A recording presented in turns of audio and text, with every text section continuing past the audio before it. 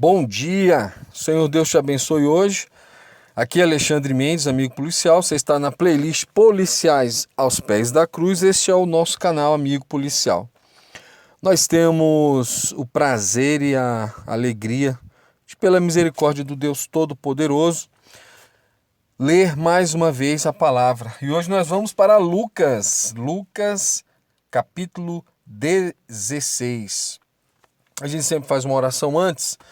Alexandre, por que orar antes de ler a Bíblia, cara? Eu não gosto de orar. Eu gosto de ler a Bíblia, mas não gosto de orar. Por que você gosta de orar antes de ler a Bíblia? Vou te explicar por quê.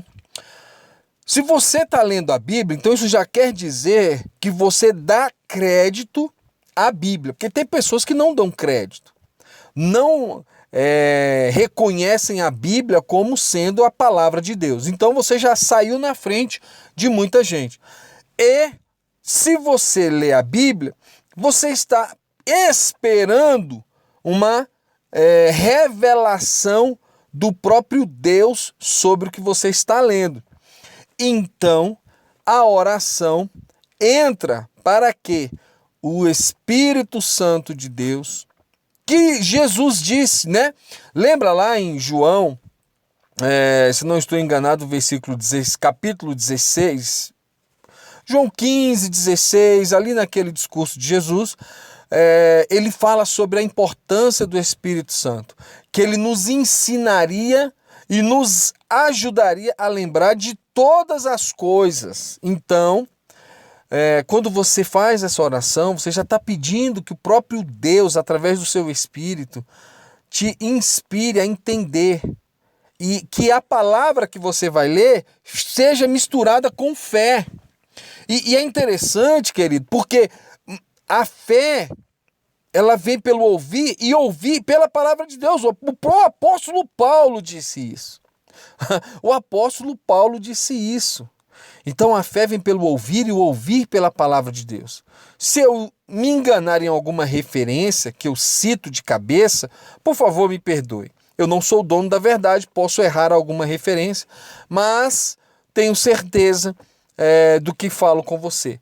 Algum erro aqui, outro ali de lembrar a concordância exata, o capítulo, o versículo exato, pode sim acontecer. Mas é por isso que a gente ora. Então vamos, sem delongas, orar, falar com o Pai Celestial. Deus Todo-Poderoso, obrigado pela tua graça e misericórdia.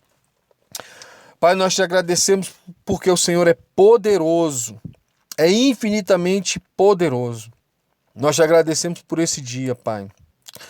Perdoa as nossas falhas, os nossos erros, perdoa, Deus Todo-Poderoso, os nossos lapsos, ó Pai, perdoa, Deus, os nossos pecados voluntários. Nos faz, ó Deus Todo-Poderoso, entender a Tua palavra. Nos faz, ó Pai Celestial, compreender o que Tu quer para nós, Pai amado, nesse dia. Perdoa as nossas iniquidades e nos abençoa. E obrigado por essa boa nova do Evangelho. A salvação que vem através do Filho do Deus vivo. Ó Pai, nós Te louvamos por isso, em nome de Jesus. Amém, glória a Deus. A parábola do administrador infiel. Versículo 1. Dizia Jesus também aos seus discípulos: havia certo homem rico que tinha um mordomo, e este foi acusado perante ele de estar dissipando seus bens. Só um parêntese, vire o seu celular na horizontal. Fica melhor para você ler. Chamou-o então e lhe disse: que é isso que ouço dizer de ti? Presta contas da tua mordomia, porque já não podes mais ser meu mordomo. Versículo 3. Disse, pois, o mordomo consigo: que hei de fazer? Já que o meu senhor me tira a mordomia, para cavar não tenho forças, de mendigar tenho vergonha. Versículo 4. Agora sei o que vou fazer, para que, quando for desapossado da mordomia, me recebam em suas casas. E chamando a si cada um dos devedores do seu senhor, perguntou ao primeiro: quanto deves ao meu senhor? Respondeu ele, versículo 6, 100 dados de azeite. Disse-lhe então: toma a tua conta, senta-te depressa e escreve 50. Versículo 7. Perguntou-lhe depois o outro: E tu, quanto deves? Respondeu ele: 100 coros de trigo. E disse-lhe: Toma tua conta e escreve 80. Versículo 8. E louvou aquele senhor ao injusto mordomo por haver procedido com sagacidade. Porque os filhos deste mundo são mais sagazes para com a sua geração do que os filhos da luz. Eu vos digo ainda: granjeai amigos por meio das riquezas da injustiça, para que, quando estas vos faltarem, vos recebam eles nos tabernáculos eternos. Quem é fiel no pouco, também é fiel no muito. Quem é injusto no pouco, também é injusto no muito. Se, pois, nas riquezas injustas não fostes fiéis, quem vos confiará as verdadeiras? E se no alheio não fostes fiéis, quem vos dará o que é vosso? Nenhum servo pode servir dois senhores, porque ou há de odiar um e amar o outro, ou há de odiar a um e amar ao outro. Ou há de dedicar-se a um e desprezar a outro. Não podeis servir a Deus e às riquezas. Lembre-se que aqui é o próprio Senhor que está falando. É o próprio Jesus que está falando. E ele está nos ensinando o quê? A diligência boa, a esperteza boa que leva as pessoas a tomarem atitudes. E você lembra que no começo do texto o Senhor disse que aquele mordomo ele ia ser dispensado da sua mordomia? Ele, à vista de ser dispensado, começou a agir. Então, querido, isso fica para mim, pelo menos, uma lição. A gente tem que estar atento a agir logo, a não esperar o que pode acontecer, mas agir diligentemente.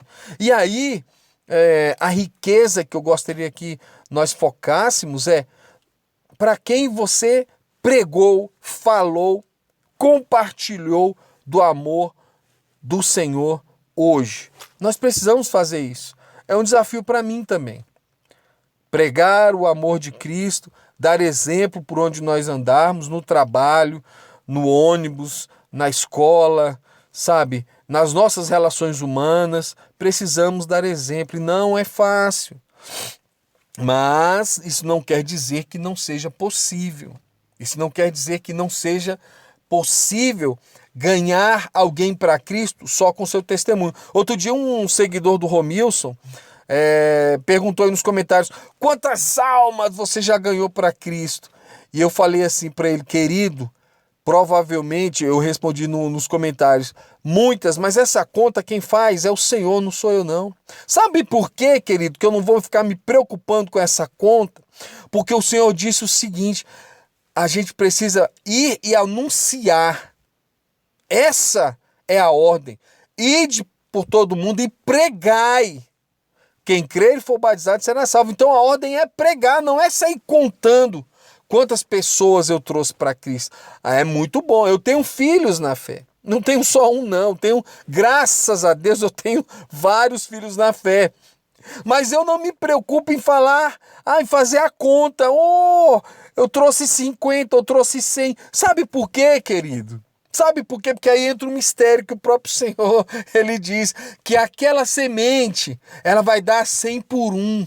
Então, amado, se você pregar o evangelho com sinceridade, você não vai precisar se preocupar com quantos você levou para Cristo, porque aquela semente vai germinar, vai nascer e vai brotar outras sementes, vai fazer com que a multiplicação continue, porque quem dá a palavra de crescimento é o próprio Deus. Você lembra que Paulo e Apolo estavam? Paulo, ele cita essa discussão que as pessoas tinham: eu sou de Paulo, eu sou de Apolo. E aí Paulo vem com toda aquela sabedoria e diz: olha só, um plantou, outro regou, mas quem deu o crescimento foi o Senhor, querido. Olha, se preocupe em pregar, anunciar, até que ele venha. É isso, essa é a nossa missão, é pregar até que ele venha, não é contar a quantos eu preguei. Vamos continuando aí. Jesus reprova a avareza, versículo 14. Os fariseus, que eram gananciosos, ouviam todas essas coisas e zombavam dele. E ele lhes disse: vós sois os que vos justificais a vós mesmos diante dos homens. Mas Deus conhece os vossos corações, porque o que entre os homens é elevado perante Deus é abominação. Opa! O caminho da humildade. Lembra? Caminho da humildade. Humilhai-vos debaixo da potente mão do Senhor, e ele a seu tempo vos exaltará. Mais uma lapada do Senhor aqui para nós, para cada um de nós. Versículo 16. A lei e os profetas vigoraram até João. Desde então é anunciado o evangelho do reino de Deus, e todo homem forceja por entrar nele. É, porém, mais fácil passar o céu e a terra do que cair um tio da lei. Aqui eu tenho que fazer um outro parêntese, novamente citando os seguidores aí do Romilson. Alguém disse aí nos comentários, né? Olha, os profetas foram até João, e aí acabou, não tem mais profeta e tal e tal. E aí eu fico assim me perguntando, né? Querido, tem alguma coisa errada com a nossa interpretação da Bíblia mesmo. Deve ter. Porque se o Senhor não faz nada sem revelar aos seus servos, os profetas, ele revela sempre aos seus servos, os profetas. Como que os profetas vigoraram só até João? Ah, mas aí então você está negando a palavra de Jesus. Não, não. A que tipo de profeta Jesus estava se referindo? Profeta para a nação de Israel? Para mim, essa interpretação ela é mais aceitável. Porque até hoje Deus revela coisa para os seus servos e seus profetas. Porque então, quando acontece algo, sempre aparece alguém dizendo: olha, Deus me mostrou, vai acontecer tal coisa. Aqui mesmo no canal, eu tive um sonho. Duas outras pessoas tiveram o mesmo sonho, um sonho muito parecido com o meu, confirmando que Deus estava mostrando algo que ainda vai acontecer. Ah, Alexandre, você está se dizendo que você é um profeta? Não, eu nem servo sou, querido. Eu nem servo sou. Como eu queria ser servo. Você sabe o significado da palavra servo? E você sabe que Jesus falou que quando nós fizéssemos toda a vontade do Senhor, seríamos servos inúteis? Querida, há muito mais para entender na palavra de Deus do que teorias conspiratórias escatológicas. Há muito mais. Então, repetindo, repisando e sedimentando o conhecimento que o Senhor está nos dando, ok? Vamos lá. Não há revelação aqui, tá? Para com isso. Tá? Os crentes fugioca, revela aí minha vida, irmão. Não, para com isso. A revelação é a Bíblia. A mim, me parece mais aceitável que o Senhor está dizendo. Profetas para a nação de Israel, para o povo, daquela forma como haviam antes de João e anunciando o próprio Cristo, pararam. Mas ainda há profetas. O Senhor não disse que não haveriam mais profetas, porque a própria Bíblia diz: o Senhor não faz nada sem revelar aos seus servos os profetas. E nós estamos vivos. E entre nós há servos e profetas. Ou você tem alguma dúvida disso? Mas, então, continuando. Quando ele diz isso, e aí eu reforço o meu entendimento, você pode pensar diferente, mas isso aqui não vai nos afastar de Cristo e não vai nos causar dissensão nem confusão. Eu imagino e penso dessa forma, ok? Há ainda profetas, há ainda servos, porque o Senhor revela as coisas que ele faz, antes ele revela aos seus servos, os profetas, ok? Então, esse tipo de profeta específico que o Senhor diz, vigorou até aqui. Beleza? Para mim não há dificuldade em entender isso. Não há dificuldade em entender isso. Até porque entender isso faz a gente perceber o quê? A responsabilidade do profeta. Querido, a responsabilidade do profeta é muito grande. Porque ele não pode dizer que Deus disse quando Deus não disse. Mas ele também não pode calar o que Deus mandou dizer. Porque ele vai requerer o sangue daquela pessoa, do profeta. E veja E veja que quando nós vemos esse texto, o Senhor cobrando, tratando, explicando aos profetas o que ele queria, ele diz, olha, se eu mandar você falar para que aquele homem corrija a sua conduta e seja salvo, e você não falar, eu vou requerer o sangue dele da sua vida. Então, o profeta tinha uma missão específica, levar o evangelho da salvação, e não criar teoria conspiratória escatológica.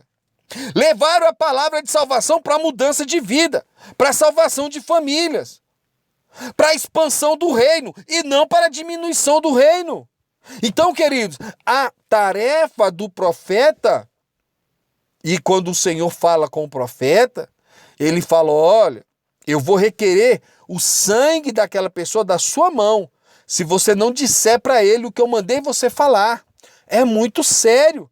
O objetivo, a tônica, é salvação de almas. Salvação de almas. Cadê as boas novas do teu evangelho, querido? Cadê as boas novas do meu evangelho que eu prego? Cadê? Onde estão essas boas novas de salvação? Jesus cura, liberta, batiza com o Espírito Santo, ele vai voltar para buscar a sua igreja. É isso que nós temos que entender. Há um objetivo, e o objetivo é a expansão do reino, é levar, é a divulgação da salvação. Você está sendo convidado para uma grande festa. Uma festa aonde o banquete será dado pelo Deus Todo-Poderoso, e ele convida a todos quantos o receberam, deu-lhes o poder de serem feitos filhos de Deus, a saber, os que creem no seu nome, amado. É isso. Voltando para a leitura, versículo 17, versículo 18. Cuidado para não deturpar a lei, olha aí o perigo. Todo aquele que repudia sua mulher e casa com outra comete adultério, e quem casa com a que foi repudiada pelo marido também comete adultério. Precisa explicar isso, querido? Tá claro? Ah, mas aí teve isso, teve aquilo outro, teve aquilo outro, teve aquilo outro. O que o Senhor disse quando vieram perguntar para ele sobre isso? Moisés deu carta de divórcio por causa da dureza do coração de vocês. O que Deus uniu, não separe o homem. Claro que aí tem dois atores diferentes falando, ok? Mas o fato é, o Senhor, quando ele é perguntado especificamente sobre isso, ele diz que Moisés se viu obrigado a dar essa carta de divórcio, a dar essa possibilidade de separar o que Deus uniu, por conta da dureza do coração. E se os corações não forem duros? Então, não precisa haver separação. Por quê? Porque corações quebrantados, eles vão sempre se ajustar. Dentro de um relacionamento conjugal, há dificuldade, há dias bons, há dias maus, há dias de saúde, há dias de doença, mas os dois vão ali juntos, porque o cordão de 3 dobras quebra mais dificilmente. É isso que o Senhor está nos ensinando. Versículo 19. Ora, havia um homem rico que se vestia de púrpura e de linho finíssimo, e todos os dias se regalava esplendidamente. Ao seu portão, fora deitado um mendigo, chamado Lázaro, todo coberto de úlceras, o qual desejava alimentar-se com as migalhas que caíam da mesa do rico, e os próprios cães vinham lamber-lhes as úlceras. Veio a morrer o mendigo e foi levado pelos anjos para o seio de Abraão. Morreu também um rico e foi sepultado. Que palavra enigmática, hein? Versículo 23. No inferno ergueu os olhos, estando em tormentos, e viu ao longe Abraão e Lázaro em seu seio. E, clamando, diz: Pai Abraão, tem misericórdia de mim. Envia-me Lázaro, para que molhe a água a ponta do dedo, molhe na água a ponta do dedo e me refresque a língua, porque estou atormentado nessa chama.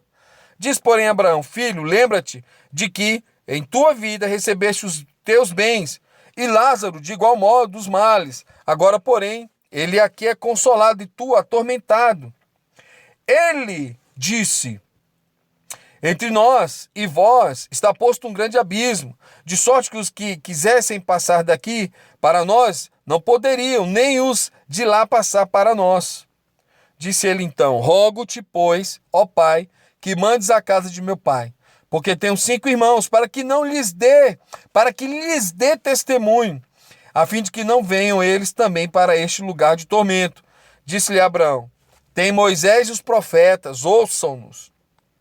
Respondeu ele: Não, pai Abraão, mas se alguém dentre os mortos for ter com eles, não hão de se arrepender. Abraão, porém, lhe disse: Se não ouvem a Moisés e aos profetas, tampouco acreditarão, ainda que ressuscite alguém dentre os mortos. Qual o objetivo do Senhor a falar isso para nós? Você já se perguntou sobre essa parábola?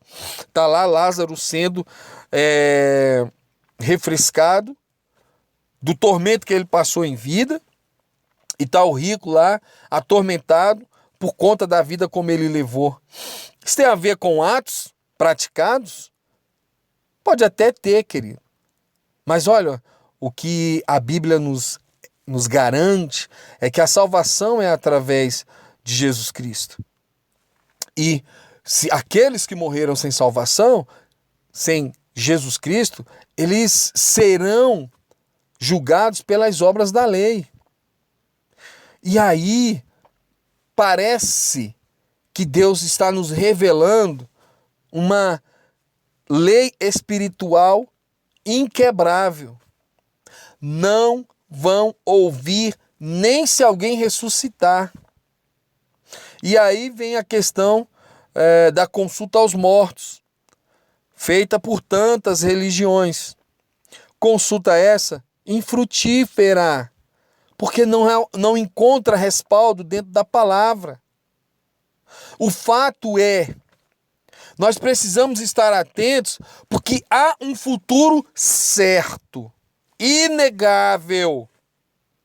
Um futuro que vai nos encontrar, a mim e a ti.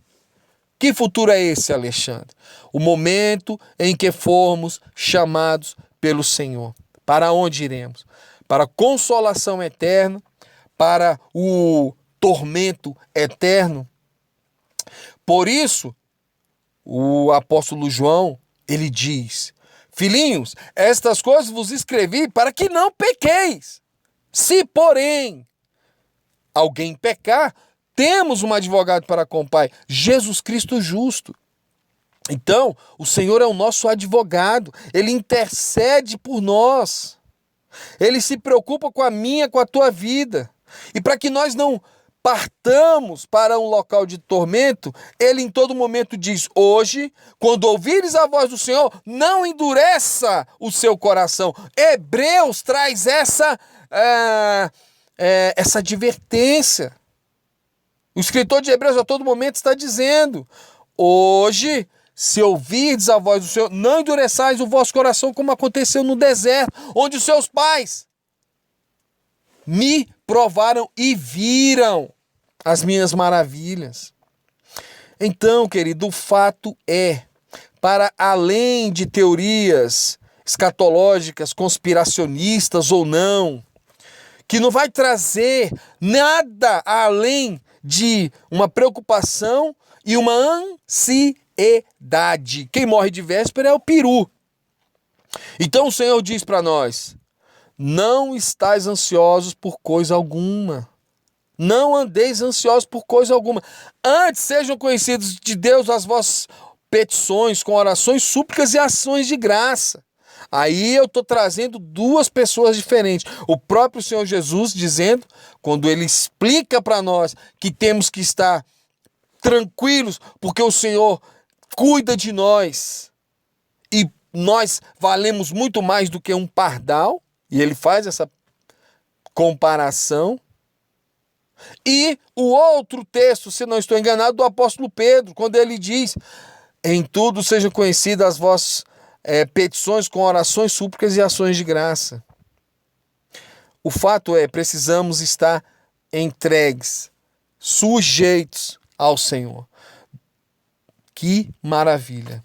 Essa é a palavra.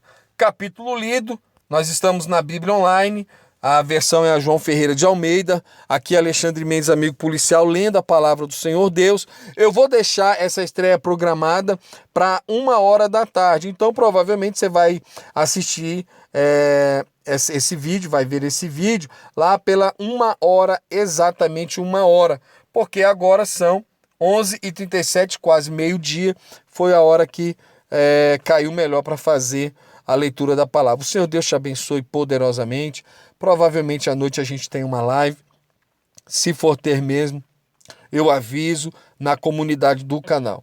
Compartilhe o vídeo, deixa aí o seu comentário.